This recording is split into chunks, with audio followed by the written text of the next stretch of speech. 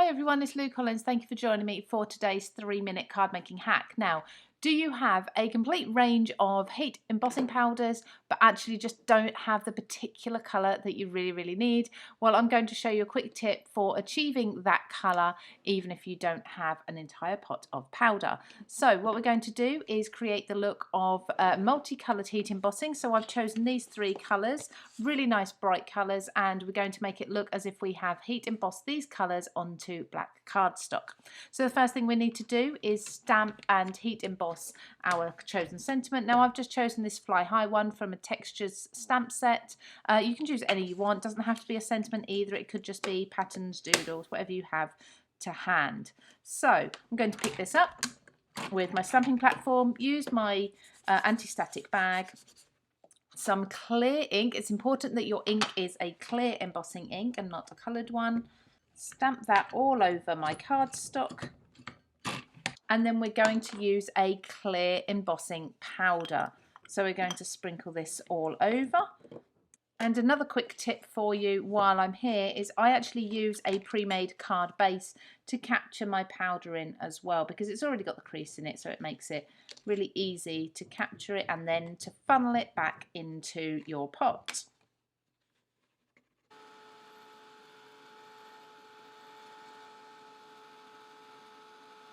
So there's my clear ink and my clear powder all melted. Now I'm going to repeat this process on the other 2 colours so that I can just show you some variation. First we're going to take a water-based pen. Now this can be any colouring pen as long as it's not a solvent base. It must be water-based.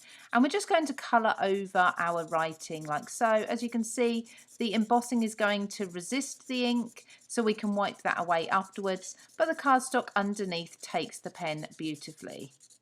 Look how well that is standing out on the black background. Now, of course, you want to make your background darker. You can't make the background any lighter, but I just think this really makes that sentiment pop.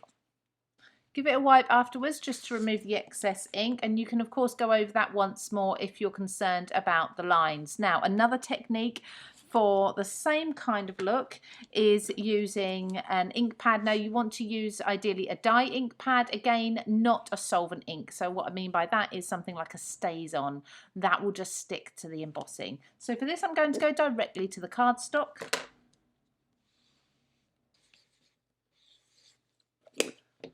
And again, make sure you remove the excess. Lastly, I'm going to take a water reactive ink, so this is a distress ink, and I'm actually going to blend it on. So this one probably uses a little less ink, but the black isn't always quite as dark and as deep as the previous 2 ways I've shown you.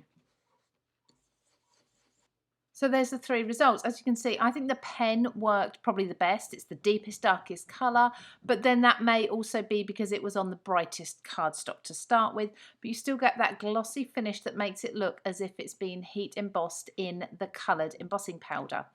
The one here using the dye ink, I've used Memento. That's also quite a nice deep black colour, and the blue really does show nicely on there. This one with the distress ink, as I said before, this is a slightly lighter effect. It's not quite as bold.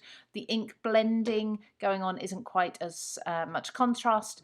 But again, this is a slightly darker cardstock. And when I did heat emboss that, I noticed that the clear embossing on there did make the cardstock darker.